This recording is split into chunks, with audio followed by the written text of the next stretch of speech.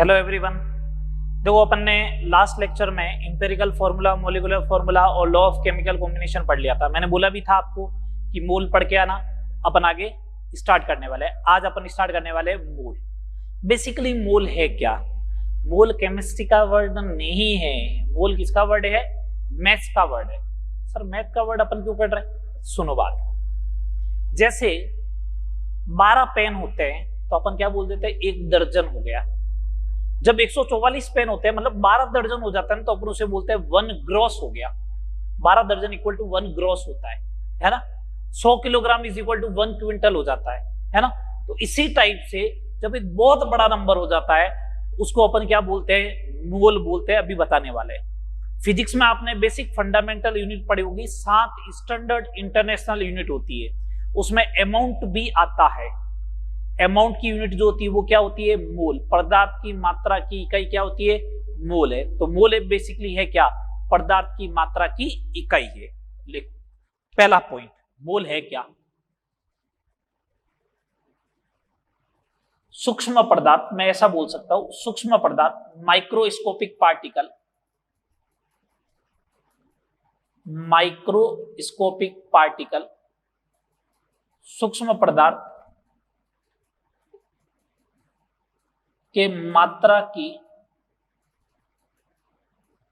इकाई यूनिट है मोल। सूक्ष्म पदार्थ के मात्रा की इकाई क्या है? मोल है। क्या होता है भाई? मोल वो संख्या है जो कार्बन 12 के 12 ग्राम में, मोल वो संख्या है जो कार्बन 12 के 12 ग्राम में कार्बन परमाणुओं की संख्या होती है। कार्बन परमाणुओं की संख्या होती है। इसका मतलब मैं ऐसा बोल दूं कि 1 मोल जो होगा वो किसके बराबर होगा? कार्बन 12। कार्बन 12 का मतलब 12 वाला आइसोटोप लेना। कार्बन के 3 समस्थानिक होते हैं ना, 12, 13, 14, 12 वाला काम में लेना। कार्बन 12 के 12 ग्राम में कितने कार्बन परमाणु हैं उसी को क्या बोलेंगे? 1 मोल बोलेंगे। तो 1 mole is equal to C12 के 12 ग्राम में परमाणुओं की संख्या। और एक्सपेरिमेंटली ये देखा गया कि कार्बन 12 के 12 ग्राम में परमाणु की संख्या मालूम है कितनी होती है? 6.023 इंटू 10⁻23। इसी को अपन क्या बोलते हैं? 1 मोल। जब इतना बड़ा नंबर हो जाता है तो उसी को अपन क्या बोलते हैं? 1 मोल बोलते हैं। 6.023 इंटू 10⁻23। इस नंबर को जो है वो अपन एवोगैड्रो नंबर, अवोगाद्रो संख्या NaB बोलते हैं। कौन सी संख्या बोलते हैं? अवोगाद्रो संख्या, एवोगैड्रो नंबर NaB बोलते हैं। ठीक है बात। तो 1 mole is equal to Na। ठीक है। जैसे एग्जाम्पल लो, मैंने बोला 1 मोल पेन है तो 1 mole is equal to Na। Number लिखना होगा तो ये नंबर लिख दूंगा। मोल के जस्ट बाद में क्या लिखा गया? पेन, तो Na के जस्ट बाद में पेन लिख दूं। अब केमिस्ट्री में कोई पेन थोड़ी ना आएगा। केमिस्ट्री में तो आएगा 1 मोल इलेक्ट्रॉन, तो 1 मोल की जगह Na इलेक्ट्रॉन। 1 मोल क्या होगा? प्रोटॉन, तो Na प्रोटॉन। 1 मोल एटम, तो Na एटम। ये हो जाएंगे। समझ में आ रही है बात कि नहीं आ रही है? बात क्लियर? ये इस टाइप से आपको टैकल करना है। चले आगे देखो। अब आगे, अब मोल के अंदर मैं आपको बेसिकली 3 कंसेप्ट बताने वाला हूं। उन 3 कंसेप्ट को आपको दिमाग में सेट रखना है। ठीक है। कंसेप्ट नंबर फर्स्ट, इसी से अपन फॉर्मूला भी लेके आएंगे। कंसेप्ट नंबर फर्स्ट क्या है कि 1 मोल में कणों की संख्या जो होती है, 1 मोल में कणों की जो संख्या होती है वो कितनी होती है? Na एवोगैड्रो नंबर के बराबर 6.023 इंटू 10⁻23। बेटा मैं जब भी न्यूमेरिकल दूंगा ना तो वो 6 इंटू 10⁻23 के हिसाब से दूंगा, न कि किसके हिसाब से, 6.023 के हिसाब से। ठीक है, तो एक मोल में कणों की संख्या क्या होगी, Na, 6.023 इंटू 10⁻23। अब ये तो एक इक्वेशन हो गई ना, ये तो एक इक्वेशन हो गई, एक मोल में कणों की संख्या बराबर Na। जैसे एक पेन बराबर 10 रुपए, ये एक इक्वेशन है। तो दो क्वेश्चन बनेंगे, या तो मैं रुपए देके पेन पूछूं या पेन देके रुपए पूछूं। जैसे एक पेन बराबर 10 रुपए, तो मैंने पूछा 50 रुपए में कितने पेन आएंगे, तो तुम बोलोगे 10 रुपए में एक पेन आता है, तो 50 रुपए में 5 पेन आएंगे। कैसे कैलकुलेट किया, 6, 7, 8 में करते थे ना, चूंकि 10 रुपए में एक पेन आता है, इसलिए 1 रुपए में आएगा 1/10, और इसलिए 50 रुपए में आएगा 1/10 इंटू 50, 5। या दूसरा क्वेश्चन ऐसे बन सकता है, बताओ 6 पेन खरीदने तो कितने रुपए आएंगे। जो कैलकुलेट करना है उसको राइट हैंड साइड में रखना है, जो कैलकुलेट करना है उसको राइट हैंड साइड में। तो एक पेन बराबर 10, इस बार रुपए दे रखे, पेन कैलकुलेट करना, तो 10 रुपए बराबर एक पेन लिख दो। 10 रुपए बराबर एक पेन, तो 1 रुपया बराबर 1/10, और आपको मालूम चल जाएगा। समझ में आ रही है बात। चल, इसके ऊपर क्वेश्चन बनेंगे, एक मोल में कणों की संख्या Na होती है, ये देख लो, इसके ये एग्जाम्पल हो गए। सिंपल सा क्वेश्चन ये बनेगा, पहला क्वेश्चन आज का। 1.5 मोल में कार्बन परमाणु की संख्या ज्ञात करो।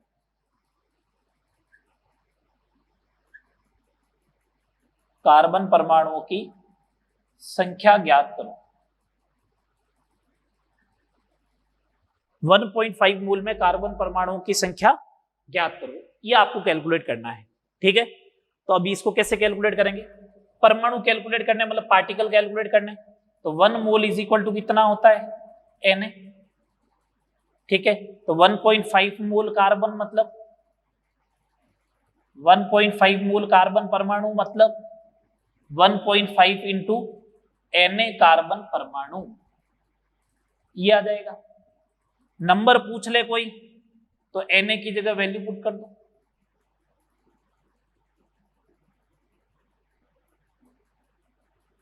ये इतने कार्बन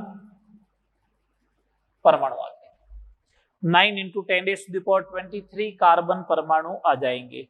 बात क्लियर है, हाँ या ना, समझ में आया। अगला क्वेश्चन देखो, उल्टा क्वेश्चन आएगा इसका।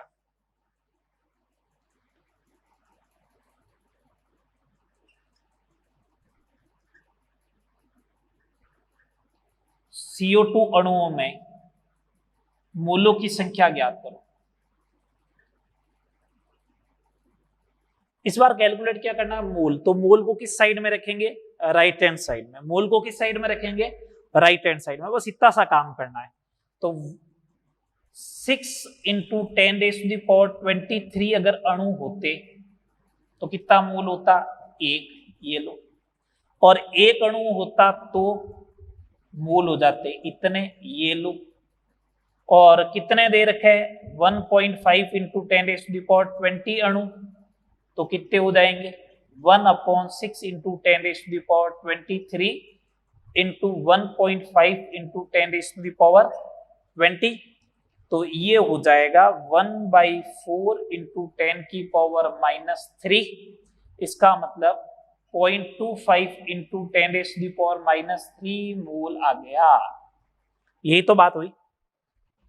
अब आपने इसको कैलकुलेट कैसे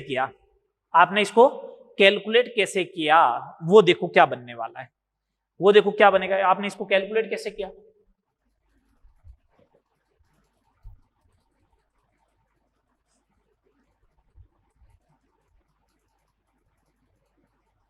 आपने इसको कैलकुलेट किया तो देखो फॉर्मूला क्या बना, mole is equal to 1.5 into 10⁻20 क्या थे, दिए गए कण, दिए गए कणों की संख्या, नंबर ऑफ गिवन पार्टिकल, किससे डिवाइड किया, 6 इंटू 10⁻23 मतलब Na से। ये मोल का फॉर्मूला है। आपने डिराइव किया है ना, डिराइव हुआ है, कोई रट्टा थोड़ी नहीं मारा है। ठीक है, पहला क्वेश्चन देखे वापस इधर से, कणों की संख्या ज्ञात करनी थी, मोल दे रखा था तो Na का मल्टीप्लाई कर दिया, 1.5 इंटू Na, 1.5 Na आ जाएगा। दूसरे क्वेश्चन में कणों की संख्या दे रखी है, सीधा Na से डिवाइड कर दो, काम हो गया। दो फॉर्मूला डिराइव हुआ है। नहीं भी याद था फॉर्मूला तो काम चल गया, मैंने डिराइव करके बता दिया। अब ठीक है, सेकंड कंसेप्ट पे बात करते हैं। अब सेकंड कंसेप्ट पे बात करते हैं।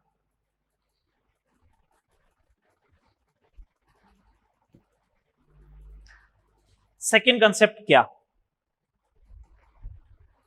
कंसेप्ट नंबर सेकंड,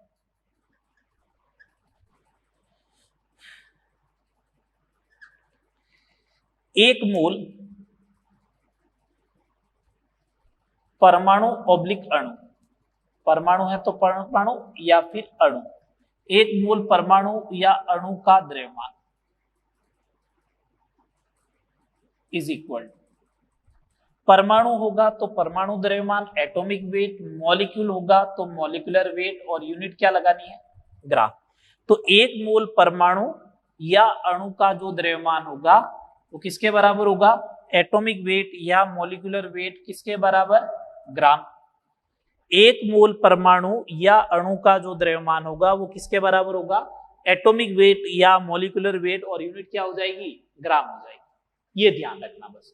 दो टाइप के क्वेश्चन बनेंगे। जैसे मैं एक एग्जांपल लेके बता दूं, मेरे को बोले कार्बन के एक मोल परमाणु का द्रव्यमान कितना होगा? एक मोल परमाणु का द्रव्यमान ये बोल दिया, तो कार्बन का एटॉमिक वेट कितना होता है? 12, यूनिट लग जाएगी ग्राम। मेरे को ऐसा बोल दिए CO2 के एक मोल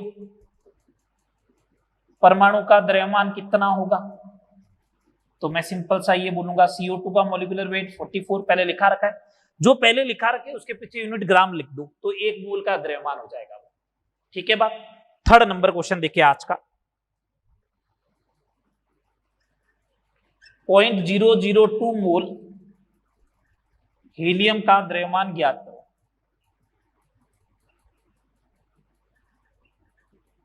0.002 मोल हीलियम का द्रव्यमान ज्ञात करो। तो सिंपल सी बात है, हीलियम का द्रव्यमान ज्ञात करना है ना, तो एक मोल का द्रव्यमान कितना होता है हीलियम का? 4 ग्राम। तो 0.002 मोल का कितना हो जाएगा भैया? 4 इंटू 0.002 इज इक्वल टू 0.008 ग्राम हो जाएगा। ये लो 0.008 ग्राम हो जाएगा। समझ में आ रही है बात के नहीं आ रही? आ रही है बात। चले अब आगे चलो, अगला क्वेश्चन देखिए। अगला क्वेश्चन 2.84 मिलीग्राम Na2SO4 में 2.84 मिलीग्राम Na2SO4 में मोलों की संख्या ज्ञात करो। ये दे दिया क्वेश्चन है ना, तो इसको कैसे करना है? 2.84 मिलीग्राम है ना, तो मैंने ये बोला Na2SO4 का मोलिकुलर वेट कैलकुलेट कर लो। कितना आता है? 142। मोल कैलकुलेट करना है तो राइट हैंड साइड में रखेंगे। 142 ग्राम होता तो मोल कितना होता? 1 ग्राम होता तो मोल कितना हो जाएगा? ये लो। और 2.84 मिलीग्राम है तो कितना हो जाएगा? मिलीग्राम को ग्राम में कन्वर्ट कर लो। ये लो जी, ठीक है, ये हो जाएगा 2 इंटू 10⁻⁻5 मोल। ये आ गया 2 इंटू 10⁻⁻5 मोल। ये मोल कैलकुलेट करने का दूसरा फॉर्मूला आया। ये 2.84 मिलीग्राम दे रखा था है ना, तो दिया गया भार या द्रव्यमान, दिया गया द्रव्यमान डिवाइड बाई परमाणु है तो परमाणु भार, ऑब्लिक अणु है तो अणु भार, और ये किसमें होना चाहिए? ग्राम में। तो ये मोल का सेकंड नंबर फॉर्मूला आ गया। तीसरे नंबर क्वेश्चन को देखो, मोल दे रखा था, ये लो, परमाणु भार कितना था? 4, तो मल्टीप्लाई कर दिया। इस वाले क्वेश्चन को देखो, 2.84 मिलीग्राम दे रखा तो ग्राम में कन्वर्ट कर लिया, डिवाइड बाई 142 कर लिया, आंसर आ गया। हो गए दो कंसेप्ट। तीसरे कंसेप्ट पे आओ, इसके तीसरे कंसेप्ट पे आओ।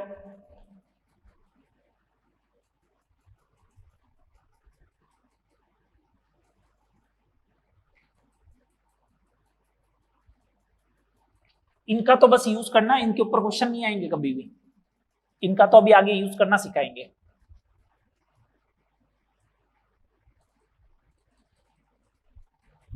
तीसरे कंसेप्ट पे आओ। क्या है तीसरा नंबर कंसेप्ट? कंसेप्ट नंबर 3,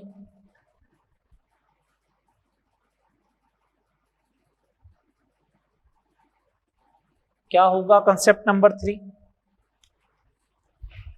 एक मोल गैस अणु का, एक मोल गैस अणु का एनटीपी पर आयतन, कोई कहता है एसटीपी, तो बोलना हाँ सही बात है। एनटीपी अपन को तो ये ध्यान रखना है 0 डिग्री सेल्सियस एंड 1 एटीएम पे बात कर रहे हैं अपन, 0 डिग्री सेल्सियस और 1 एटीएम। मोल में एनटीपी एसटीपी एक ही कंसीडर करते हैं। तो एक मोल गैस अणु का एनटीपी पर आयतन जो होगा वो कितना होगा, 22.4 लीटर, या एमएल में बात करोगे तो 22,400 एमएल हो जाएगा। तो एक मोल गैस अणु का एनटीपी पर आयतन 22.4 लीटर या 22,400 एमएल, ये थर्ड कंसेप्ट है। ध्यान रहे पहली बात गैस हो और दूसरी नंबर बात ये लिखा हुआ हो एनटीपी या फिर ये कंडीशन, तो ये बात करनी है आपको, अदरवाइज नहीं। जैसे जैसे देखो मैंने एग्जांपल लिखा, एक मोल H2 का एनटीपी पर आयतन, तो मैंने बोला 22.4 लीटर, सही बात है, बिल्कुल सही बात है। मैंने बोला एक मोल जल का एनटीपी पर आयतन 22.4 लीटर है, क्या गलत बात। क्यों गलत बात है, जल है, ये द्रव है, नॉट ए गैस, ठीक है, इसलिए गलत हुआ। मैंने बोला एक मोल CO2 का आयतन 22.4 लीटर होगा, क्या नहीं। क्यों नहीं होगा, कंडीशन नहीं दे रखी है। कंडीशन क्या है, पहले तो ये तो बताओ कि कंडीशन क्या होगी, उसके अकॉर्डिंग बात होगी, ठीक है। क्वेश्चन देखिए इसके ऊपर, क्वेश्चन कैसे बनेगा, क्वेश्चन नंबर 5 आज का। क्या अपन से ये पूछा गया 1.25 मोल CO2 का एनटीपी पर आयतन कितना होगा, दो ही क्वेश्चन बनेंगे। तो मैंने कहा कि एक मोल अगर CO2 होती तो आयतन कितना होता, 22.4 लीटर। 1.25 मोल है CO2, कितना हो जाएगा, 28 लीटर, ये आ गया 28 लीटर, ठीक है बात। आगे देखो उल्टा क्वेश्चन कैसे बन सकता है इसका, revert question number 6, 56 ml N2 gas के मोलों की संख्या ज्ञात करो।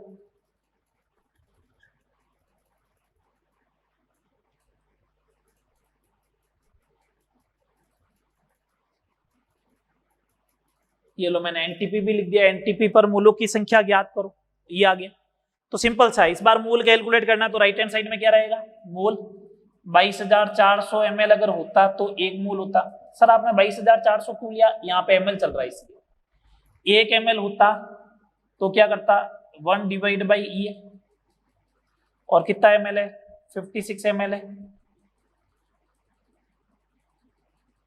इतने मोल हो जाएंगे, 1/400 मोल। इसका मतलब मोल का थर्ड नंबर का फॉर्मूला आ गया, मोल इज इक्वल टू दिया गया आयतन लीटर में होना चाहिए, कहां पे होना चाहिए, एनटीपी पे होना चाहिए, डिवाइड बाई 22. सर ये तो एमएल में दे रखा, तो एमएल को लीटर में कन्वर्ट करते तो 10 की पावर -3 बनाना पड़ता, इधर 22.4, तो बात तो वो की वो होती। समझ में आ रही है बात, ये आपकी बात हो गई सारी। तो मोल के बेसिक 3 कंसेप्ट थे, तो उसके बेसिस पे 3 फॉर्मूले आ गए, ठीक है। 6 मैंने क्वेश्चन करवा दिए बेसिक, इसके ऊपर अब हजारों क्वेश्चन बना लो, सारे यही बनने वाले हैं, ठीक है। अब इनके क्वेश्चन का थोड़ा सा लेवल अपन बढ़ाते हैं, देखो कैसे।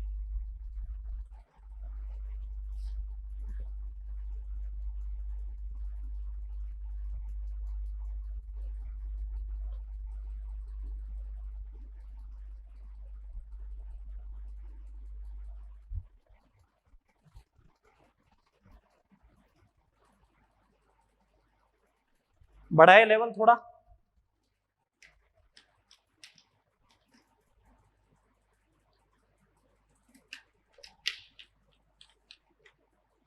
देखो एक बात है, मोल के 3 फॉर्मूला है, तीनों मोल के हैं, तो लेफ्ट हैंड साइड बराबर है तो राइट हैंड साइड भी बराबर होगी, इस बार तो इंग्लिश में लिख दूं, पहले हिंदी में लिखा है।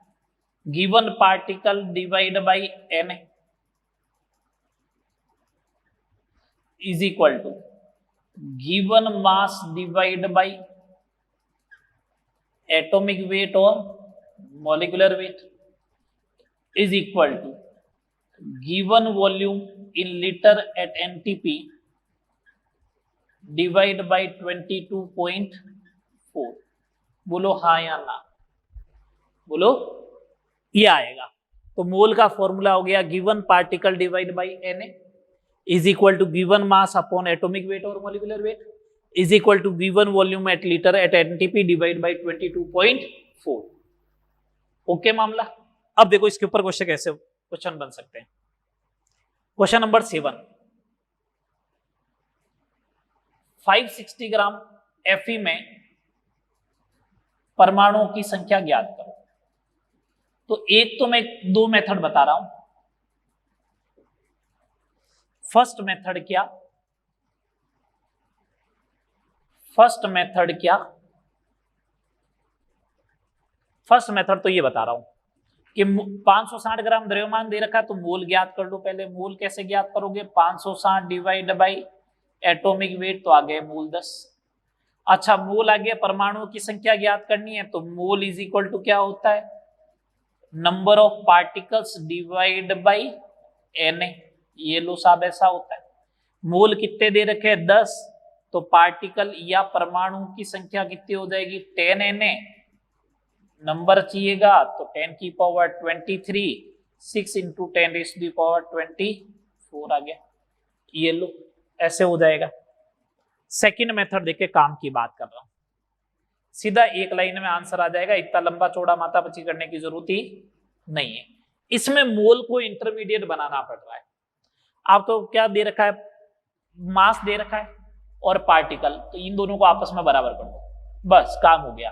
पार्टिकल कैलकुलेट करना है, ये लो पार्टिकल डिवाइड बाई Na, ये लो गिवन मास 560 डिवाइड बाई 56 कितना हो गया, 10। तो नंबर ऑफ एटम या पार्टिकल जो होगा वो कितना होगा, 10 Na। आया समझ में या नहीं आया, आ गया, 10 Na हो जाएगा। इसी टाइप से ही करना है। अब सेकंड वाले मेथड को ही प्रीफर करेंगे। क्वेश्चन नंबर 8, 13.2 ग्राम CO2 का एनटीपी पर आयतन ज्ञात करो।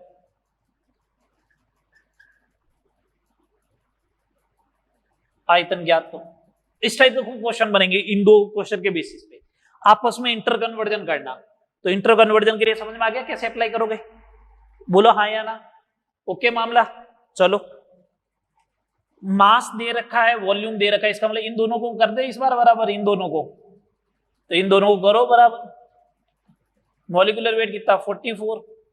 वॉल्यूम कैलकुलेट करना है, लीटर में आएगा 22.4। ये कितना हो गया, 0.3, तो वॉल्यूम इन लीटर आएगा कितना, 6.72 लीटर आ जाएगा। ठीक है बात, हाँ या ना। चले आगे। ये बेसिक बात होगी मोल से रिलेटेड। ये बेसिक मोल है, ये तो आपको कैलकुलेट एटलीस्ट करना आना चाहिए। मैंने 8 क्वेश्चन बता दिए, देखो इसके बेसिस पे। अब इससे थोड़ा एडवांस लेवल पे चलते हैं, क्वेश्चन कैसे कैसे पूछे जाते हैं और एडवांस लेवल पे।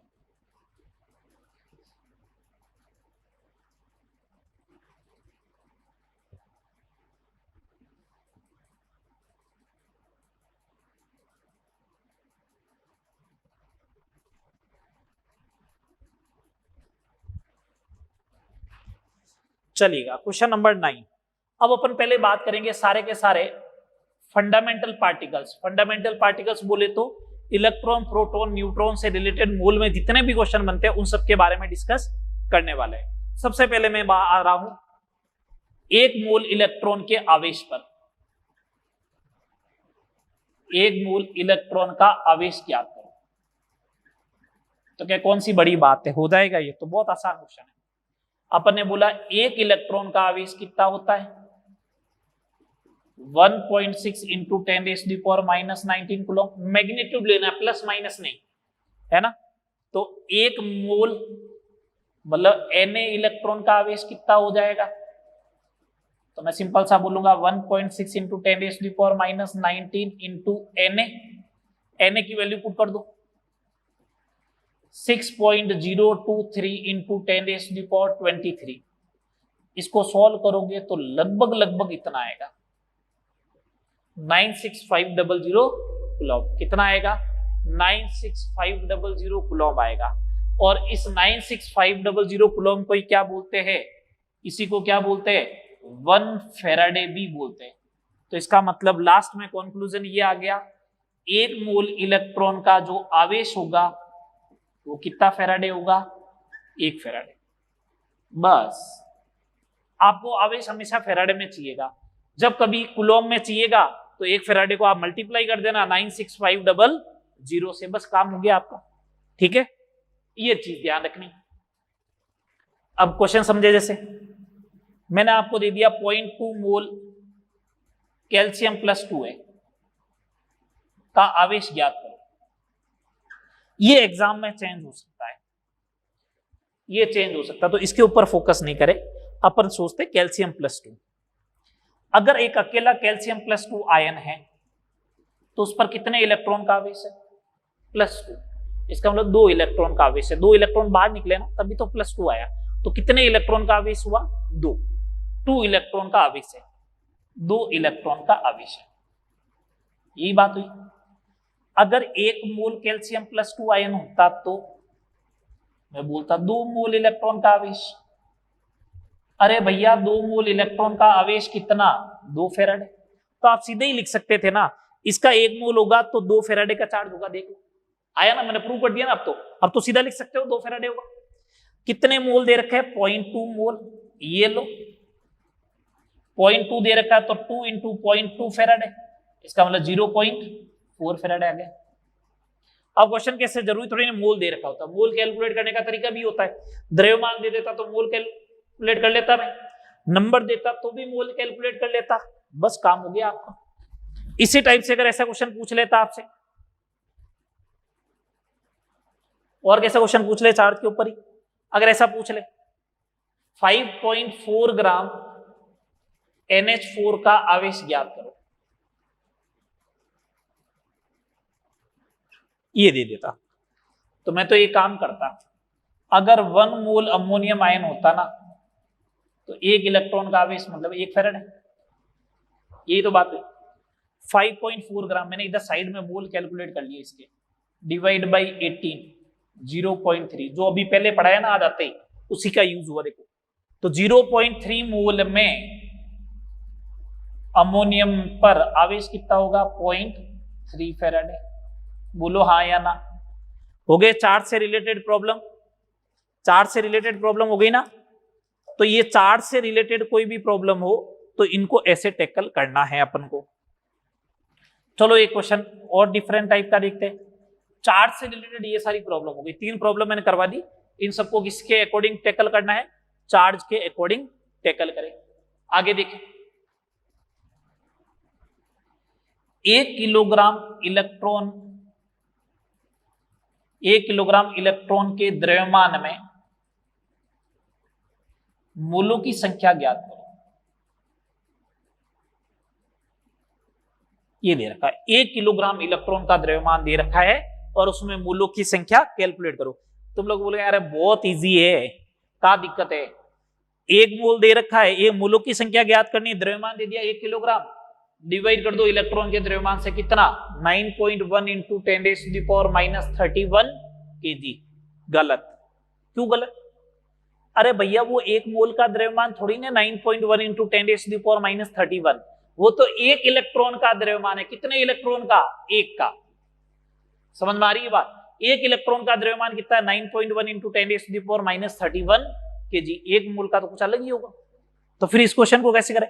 मैंने कहा बिल्कुल बेसिक आइडिया से ही करो। 1 इलेक्ट्रॉन का द्रव्यमान कितना है? 9.1 इंटू 10⁻31 kg अगर मास होता है तो कितने इलेक्ट्रॉन होते हैं? 1 किलोग्राम होगा तो कितने इलेक्ट्रॉन हो जाएंगे? 1 डिवाइड बाई 9.1 इंटू 10⁻31 इलेक्ट्रॉन हो जाएंगे। चलो साहब, अरे ये तो पार्टिकल आ गए। इलेक्ट्रॉन क्या है? पार्टिकल। तो मोल कैलकुलेट नहीं कर सकते हो क्या? Na से डिवाइड कर दो। Na से डिवाइड करते ही Na किधर आएगा? 6.02। इंटू 10⁻23 पावर क्या बन गई ऊपर जाके 10 की पावर 8 9.1 इंटू 6.02 मोल आ गए। ये क्वेश्चन जेई में आ चुका है, उसमें इसी फॉर्मेट में पढ़ा था 10 की पावर 8 अपॉन 9.1 इंटू 6.02। देखो बहुत कितना सिंपल सा क्वेश्चन है, बस गलती यहां पे ये होती है लोग 9.1 इंटू 10⁻⁻31 से डिवाइड कर देते हैं और बोल देते हैं वो मोल है ना, वो तो नंबर आया है। ठीक है बात, चलो आगे देखो और क्वेश्चन देखो।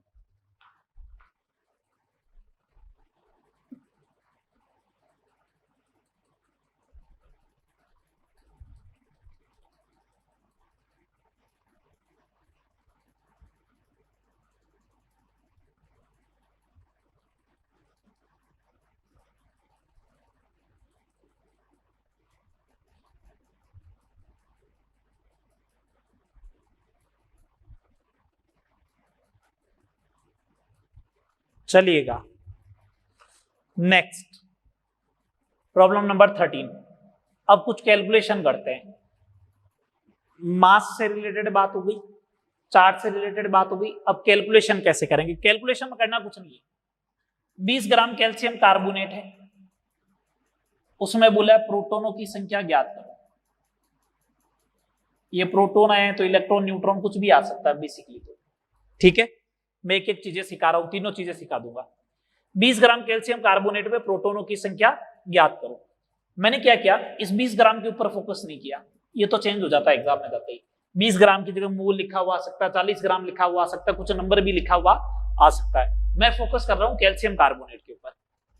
कैल्शियम कार्बोनेट का एक molecule low, number of proton बताओ। कैल्शियम में 20, कार्बन में 6, 3 इंटू 8 कितने हो गए, 50 प्रोटोन हो गए। तो जब 1 मोल कैल्शियम कार्बोनेट होगा तो प्रोटॉन कितने हो जाएंगे, 50 मोल हो जाएंगे। इधर मोल लिखा तो इधर भी मोल लिख दो। मैंने साइड में कैलकुलेट कर लिया मोल कितने हैं, 20 डिवाइड बाई 100 0.2 मोल है। कितना मोल है, 0.2। 20 ग्राम का मतलब 0.2 मोल, तो 0.2 मोल कैल्शियम कार्बोनेट में प्रोटॉन कितने होंगे, तो 50 इंटू 0.2 मोल प्रोटॉन हो जाएंगे। इसका मतलब 10 मोल प्रोटॉन हो गए। 10 मोल प्रोटॉन का मतलब 10 इंटू 6.02 इंटू 10⁻23 मतलब 6.02 इंटू 10⁻24 प्रोटॉन आ जाएंगे। बोलो हाँ या ना, बोलो। समझ में आया व्यवस्थित, अभी तक समझ में आ रहा है। चलो अगला क्वेश्चन और देखो। अगला क्वेश्चन क्या है, अगला क्वेश्चन देखे। अगला क्वेश्चन ये है 0.2 मोल S-2 सल्फाइड आयन में कुल इलेक्ट्रॉन एवं संयोजी इलेक्ट्रॉनों की संख्या बताओ।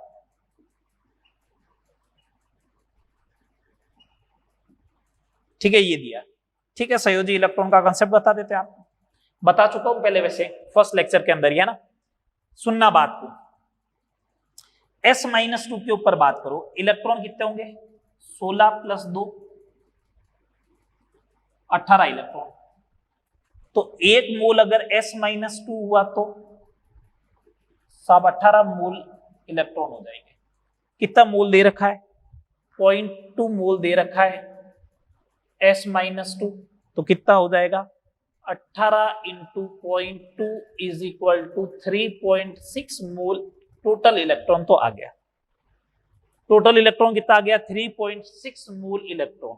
अब बारी आई वैलेंस इलेक्ट्रॉन की, सेकंड पार्ट इसका। S-2 में हुए 18 इलेक्ट्रॉन, 18 इलेक्ट्रॉन को इलेक्ट्रॉनिक कॉन्फ़िगरेशन में ऐसे लिखोगे तो ये 8 क्या हो गया, वैलेंस इलेक्ट्रॉन हो गए, संयोजी इलेक्ट्रॉन हो गए। तो अगर 1 मोल में S-2 लेता हूं तो 8 मोल वैलेंस इलेक्ट्रॉन होंगे। 1 मोल S-2 लेता हूं तो 8 मोल वैलेंस इलेक्ट्रॉन हो जाएंगे। कितना मोल दे रखा है, 0.2 मोल दे रखा है, तो 8 इंटू 0.2 मोल वैलेंस इलेक्ट्रॉन आ जाएगा। 1.6 मोल क्या आ जाएंगे, वैलेंस इलेक्ट्रॉन आ जाएंगे। बोलो हाँ या ना, आ गया वैलेंस इलेक्ट्रॉन। तो इलेक्ट्रॉन काउंट करना आ गया, वैलेंस इलेक्ट्रॉन काउंट करना आ गया, प्रोटॉन काउंट करना आ गया। एक क्वेश्चन और देखो, न्यूट्रॉन का भी बता देते हैं। करना तो इसी टाइप से है बस, लेकिन अच्छा क्वेश्चन बताते हैं। 18 ml H2O में न्यूट्रॉन की संख्या ज्ञात करो। ये 18 ml चेंज हो सकता है, ये 18 ml एग्जाम में जाते ही चेंज हो सकता है, इसलिए अपन 18 ml के ऊपर फोकस नहीं करते हैं। 18 ml के ऊपर फोकस नहीं करते हैं, अपन फोकस करते हैं H2O में न्यूट्रॉन बताओ। हाइड्रोजन का सिंबल क्या होता है, इधर लिख रहा हूं साइड में 1H1, न्यूट्रॉन 1 - 1 0, तो 2 × 0 प्लस ऑक्सीजन में कितने होते हैं 8 न्यूट्रॉन हो गए।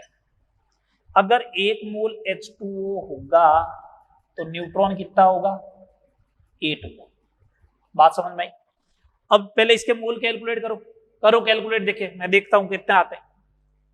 18 ml H2O के मोल कैलकुलेट करो 18 divide by 22,400 ml, 18 divide by 22,400 ml। जैसे ही आपने डिवाइड किया कोटा, अरे 22,400 ml तो तब आता ना जब गैस होती है और एनटीपी।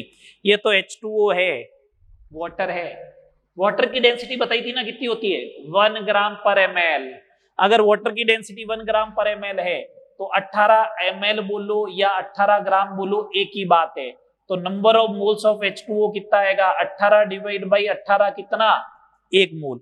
तो 1 मोल H2O ही है, तो इसमें न्यूट्रॉन कितने होंगे 8 मोल न्यूट्रॉन होंगे। बोलो हाँ या ना? हाँ, तो बस 8 मोल का मतलब 8 Na, 8 मोल का मतलब 8 Na। ठीक है बात, चले आगे क्वेश्चन और देखते जाओ। अभी तो एक क्वेश्चन करवा रहा हूं जिसमें 6-7 पार्ट करवाने वाला हूं। जो अभी तक जितना कुछ पढ़ा है वो सारा समराइज्ड हो जाएगा एक ही क्वेश्चन में। तो इलेक्ट्रॉन प्रोटॉन न्यूट्रॉन का नंबर कैलकुलेट करना आ गया, इलेक्ट्रॉन के चार्ज की बात हो गई, इलेक्ट्रॉन से रिलेटेड मास की बात हो गई।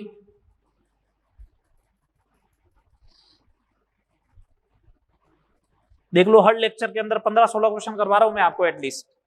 क्वेश्चन नंबर 16 मेरे को दे रखा है 2.7 ग्राम ग्लूकोज, 2.7 ग्राम ग्लूकोज। अब पूछा क्या क्या है उसके बारे में मैं बात कर रहा हूं, क्या क्या पूछा जा रहा है उसके बारे में बात कर रहा हूं। क्या पार्ट दिए, first part number of moles, मोलों की संख्या, बेटा हिंदी चल जाएगा ना इतना, number of moles. Second number of molecules, अणुओं की संख्या। थर्ड नंबर अणुओं की संख्या। थर्ड नंबर ग्लूकोज का फॉर्मूला क्या होता है C6H12O6। अगला number of hydrogen atom, hydrogen परमाणुओं की संख्या। Number of oxygen molecule, oxygen अणुओं की संख्या। ठीक है। Mass percentage of carbon, carbon का द्रव्यमान प्रतिशत। अगला टोटल नंबर ऑफ न्यूट्रॉन, न्यूट्रॉनों की कुल संख्या। ठीक है, नंबर ऑफ मोल आ गया, नंबर ऑफ मॉलिक्यूल आ गया, नंबर ऑफ हाइड्रोजन एटम आ गया, नंबर ऑफ ऑक्सीजन मॉलिक्यूल आ गया, मास परसेंटेज ऑफ कार्बन आ गया, और क्या आ गया नंबर ऑफ न्यूट्रॉन आ गया। हाँ एक और देख लो इसका part, total number of atom. ठीक है, टोटल नंबर ऑफ एटम। इस टोटल नंबर वाले एटम को मैं यहां पे पुट कर रहा हूं, यहां पे करवाएंगे अपन, है ना, सी पार्ट। ठीक है, चलो एक एक पार्ट करते हैं, बहुत सिंपल सा है, पहले सब कुछ करवा रखा है उसी के अकॉर्डिंग बात कर रहे हैं।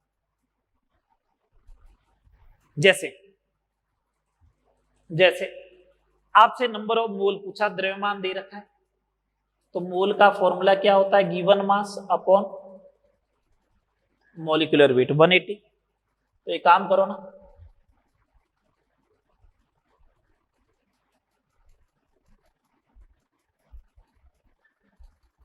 इतने मोल आ जाएंगे, इतने मोल आ जाएंगे, 0.015 मोल आ गया। कैलकुलेट कर लिया। आप तो हर पार्ट को एक अलग पार्ट लेते हुए चले। जैसे अगर मेरे को डायरेक्ट नंबर ऑफ मॉलिक्यूल पूछ लेता तो मैं पहले मोल कैलकुलेट करता और फिर उसको Na से मल्टीप्लाई कर देता। नहीं तो एक तरीका और था, 2.7 divide by 180 is equal to particle means number of molecule divide by Na। तो अणुओं की संख्या जो होती वो कितनी आ जाती बताइएगा, 0.015 इंटू Na। थर्ड नंबर, परमाणुओं की संख्या। कभी भी परमाणुओं की संख्या का क्वेश्चन आए तो आपको करना है अणुओं की संख्या मल्टीप्लाई बाई परमाणुकता। क्या करोगे, अणुओं की संख्या मल्टीप्लाई बाई परमाणुकता। अणुओं की संख्या कितनी दे रखी है, ये इंटू परमाणुकता। परमाणुकता 6 और 12 18 और 6 24, यही हो गई। तो 24 का मल्टीप्लाई कर दो, 24 का मल्टीप्लाई कर दो, 240 और 360,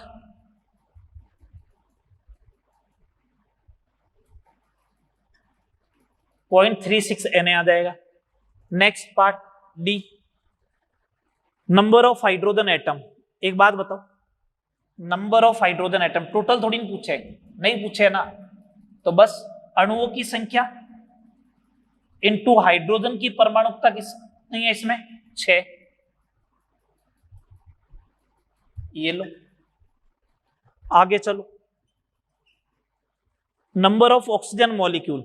एक बात बताओ, इसमें ऑक्सीजन के कितने मॉलिक्यूल बनेंगे, 3O2 बनेगा, इसका मतलब 3 मॉलिक्यूल बनेंगे। तो नंबर ऑफ ऑक्सीजन मॉलिक्यूल, जितने अणु होंगे उसका 3 गुना होना चाहिए। अणु कितने हैं, ये अणु है, मल्टीप्लाई बाई 3, 0.045 Na। ये लो। अगला part, mass percentage of carbon 40 रहेगा, फिक्स है, चाहे कितना भी दे रहे हो, मान लो 2.7 लो, चाहे 180 ग्राम लो। 180 ग्राम इसका मॉलिक्यूलर वेट होता है, तो 180 में कार्बन कितना है, 72, तो 40% हो गया ना। एफ वाला part, sorry next last part, total number of neutron.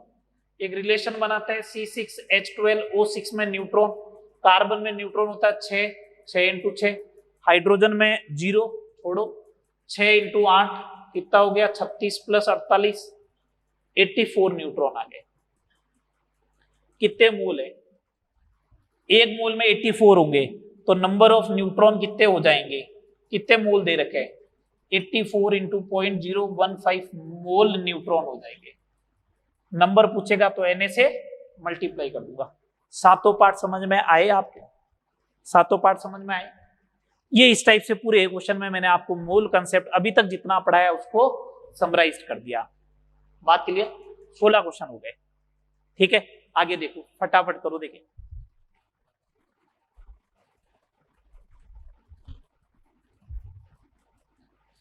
आगे देखो।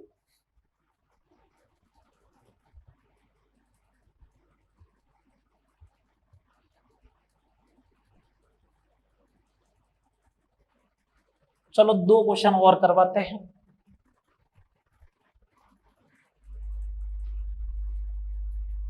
दो क्वेश्चन और करवा दे। क्वेश्चन नंबर 17, 4.25 ग्राम अमोनिया में कुल परमाणुओं की संख्या बताओ। तो मैं तो एक ही लॉजिक बता रहा हूं। अभी मैंने क्या बोला, कुल परमाणुओं की संख्या बराबर अणुओं की संख्या मल्टीप्लाई बाई परमाणुकता। पहले अणुओं की संख्या तो ज्ञात करो। अणुओं की संख्या क्या हो जाएगी, 4.25 डिवाइड बाई 17, अणुओं की संख्या डिवाइड बाई Na। तो अणुओं की संख्या बराबर, अणुओं की संख्या बराबर क्या हो जाएगा, बोलो, 1/4 इंटू Na। ये हो गई। तो परमाणुओं की संख्या बराबर, परमाणुओं की संख्या बराबर अणुओं की संख्या मल्टीप्लाई बाई परमाणुकता हो गई 4, तो ये आ जाएगा Na। बोलो हाँ या ना, ठीक है। अगर हाइड्रोजन का पूछता तो यहां 3 हो जाता, नाइट्रोजन का पूछता तो मल्टीप्लाई बाई ये। समझ में आ गई सारे बात। चलो क्वेश्चन नंबर 18,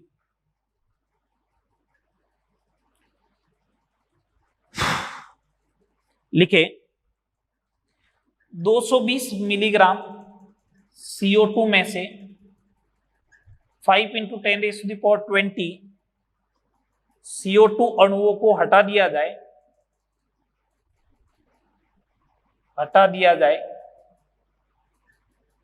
तो CO2 के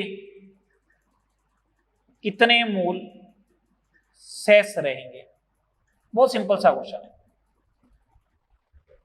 कितने मोल शेष रहेंगे ये पूछा इस बार क्वेश्चन में। ठीक है, कैसे करें? 220 मिलीग्राम CO2 था, उसमें से इतने अणु हटा दिए, तो मैं पहले एक काम करता हूं, पहले अणु कितने वो कैलकुलेट कर लूं, उसमें से ये माइनस कर दूंगा। तो पहले अणुओं की संख्या ज्ञात करता हूं। 220 मिलीग्राम है तो 10⁻³ divide by 44 is equal to अणुओं की संख्या डिवाइड बाई Na। ये कहां से आ रहा है, समझ में आ रहा है कि नहीं आ रहा है? Na वो मोल के जो फॉर्मूले लिखे उसी से का ही तो यूज कर रहा हूं। तो CO2 अणुओं की संख्या बराबर, अरे भैया ये 5 हो जाएगा, 5 × 10⁻³ इसको 6 × 10⁻23 30 × 10⁻20 ये मान लो। शेष अणु कितने रहेंगे? ये तो थे स्टार्टिंग में, इसमें से कितने हटा दिए? ये लो इतने हटा दिए, पीछे कितने बच गए? इतने बच गए, इतने बच गए ना शेष अणु। तो मोलों की संख्या कितनी होगी बोलो? मोलों की संख्या हो जाएगी 25 × 10⁻20 डिवाइड बाई 6 × 10⁻23, तो 4.1 × 10⁻³ मोल क्या रहेगा? रिमेनिंग रहेगा। ठीक है, ये बेसिक मोल की बात हो गई है अपनी। किसकी बात हो गई? बेसिक मोल की। कल आते ही सबसे पहले कल वाले लेक्चर में एटॉमिक मास यूनिट से स्टार्ट करेंगे। परमाणु द्रव्यमान मात्रक क्या होता है, उससे रिलेटेड क्वेश्चन कैसे बनेंगे वो बात करेंगे। उसके बाद अपन बात करेंगे problem related to chemical reaction. Chemical reaction से रिलेटेड प्रॉब्लम कैसे आती है और उसको कैसे टैकल करना है। ठीक है, यहां तक करें, नेक्स्ट लेक्चर में मिलते हैं। Okay, thank you.